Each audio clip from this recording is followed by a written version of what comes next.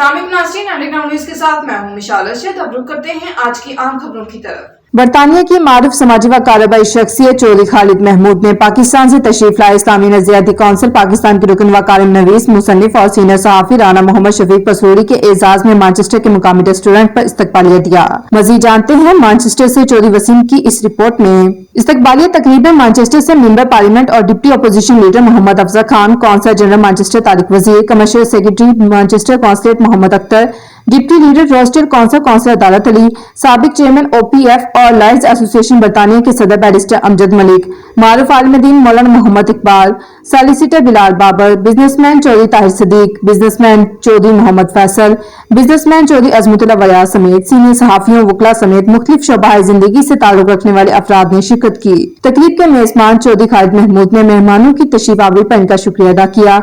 तकरीब में बरतानिया में ओवरसीज पाकिस्तानी सहाफियों की फलाह बहबूद, दरपेश चैलेंजेस, मीडिया की आज़ादी पर इजहार राय, पाकिस्तान की मौजूदा सियासी सूरत-ए-हाल पर तबादला ख्याल किया गया।